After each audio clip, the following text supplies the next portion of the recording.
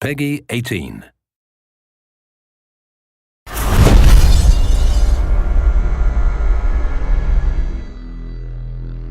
Dishonored, for me, first of all, represents adding a new fictional place on the map of important non-existing cities. I draw and I paint, and I was an industrial designer, so technically I was formed to reproduce things that don't exist in a very realistic way. And my tools are mainly light, architecture, and composition. So science fiction cities are my specialty. Industrial designers are again formed and trained to create things that don't exist and to make them appealing.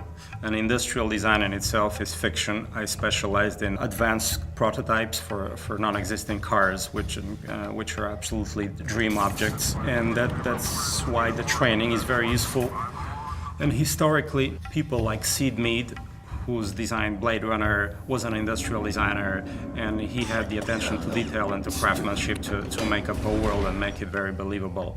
So it's a very obvious relationship between science fiction and industrial design.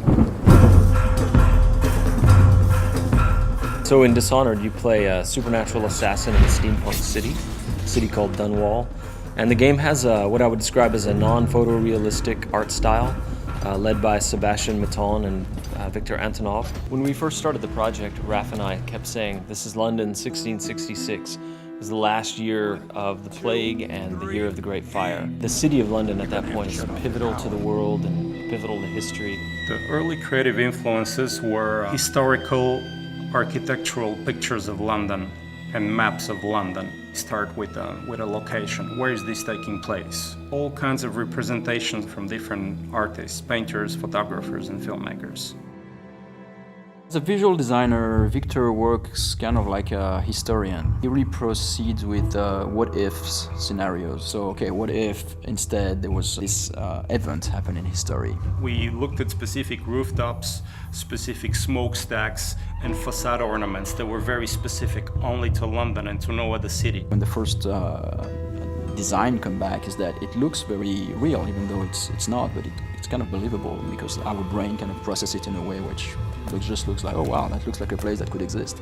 And that's why I think his methodology is so powerful to people. On a étudié en gros les fogs, la nuit, la pluie, les skies qui sont très bas en fait et qui pèsent sur l'expérience du joueur. C'était vraiment une approche qu'on avait de ne pas faire un jeu où il fait soleil, très beau. C'est comment infiltrer la lumière, donc c'est tout ce qu'on a étudié en allant à Londres. Et ensuite pour le retranscrire dans le jeu, il a fallu faire un petit peu de développement technique pour essayer de modifier la façon dont réagit la lumière avec les éléments du jeu vidéo, c'est-à-dire dans le brouillard, si on peut faire des haze et faire bloomer nos lights. C'est un bon setup pour un jeu vidéo et c'est une ville qui comporte une rivière, donc c'était très important pour nous, pour les missions qu'on fait dans notre jeu. En fait, on n'a pas l'approche classique du jeu vidéo. On a vraiment voulu revenir à des bases classiques d'art pur, c'est-à-dire les références qu'on a. Elles n'ont rien à voir avec... on ne fait pas de recherche sur Google, on ne cherche pas à faire de choses génériques, on veut vraiment créer quelque chose d'unique.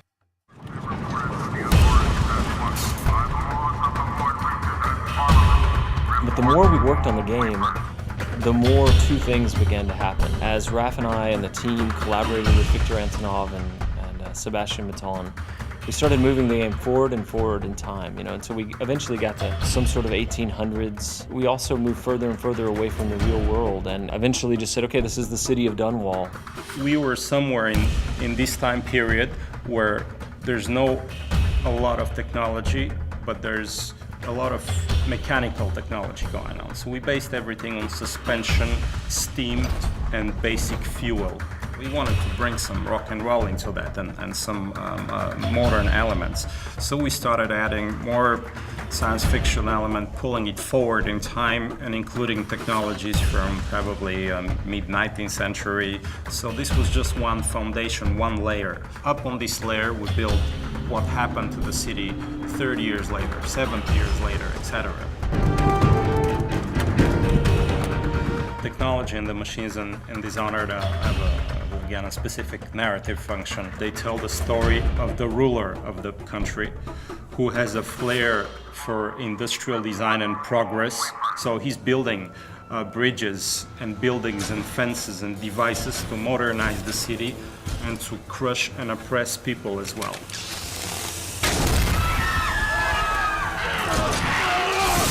The whaling trade takes off, and there's a brilliant inventor called Sokolov, who's for us a little bit Rasputin, a little bit Da Vinci, a little bit John Dee, and he invents some devices and takes advantage of the volatile whale oil.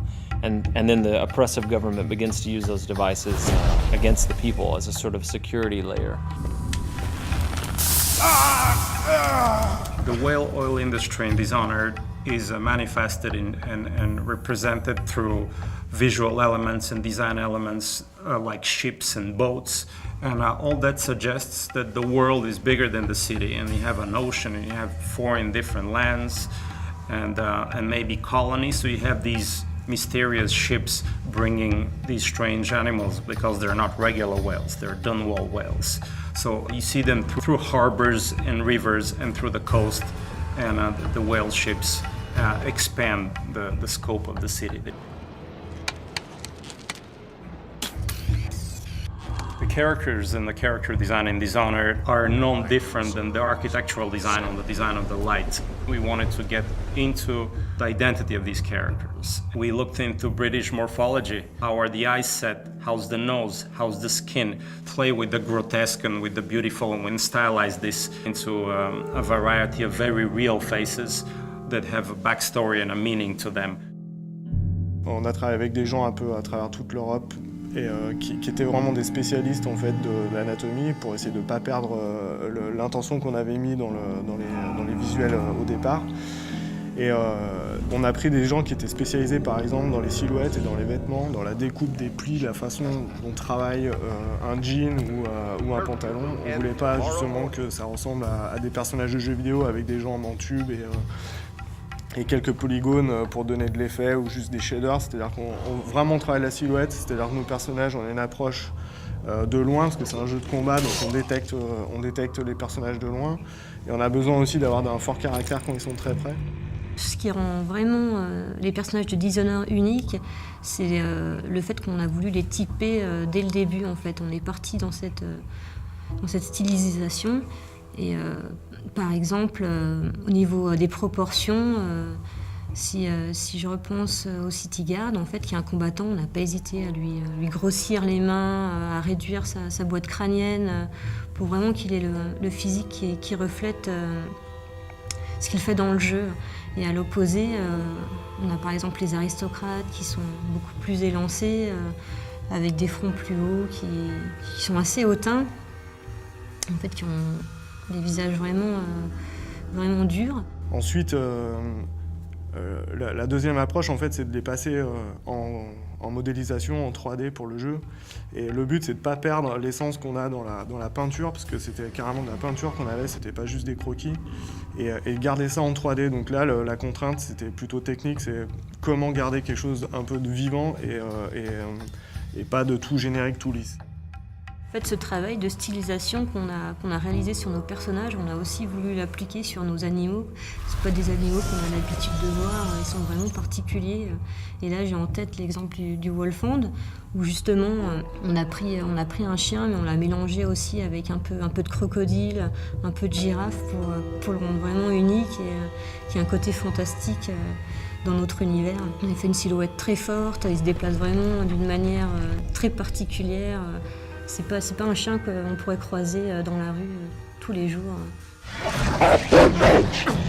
For Dishonored, we worked with Blind Light, which is a great company out in LA, who not only helped us find some really great actors to fill all the roles, but also we worked with a few key people that we picked out that you would call like celebrity talent. You know, the game is mostly an action game, but it's also got some role-playing game-based elements. For some of the characters, we had a list of people we wanted to go after. Brad Dourif plays our character Piero, who's a craftsman, artificer, natural philosopher. Damn Sokolov!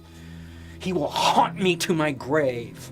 Chloe Grace Moretz was good enough to lend her voice to a character named Emily, who's quite important.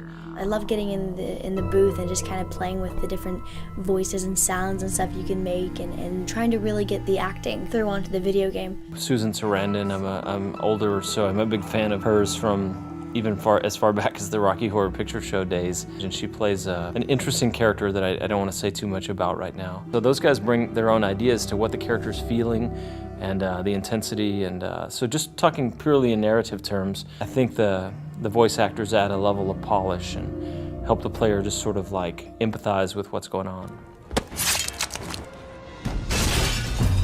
I want the Dishonored world to leave a souvenir and a memory in the player as if they had really been to this place and it moved them. And I hope it would stay in fiction as one of the places that will give people goosebumps and shivers.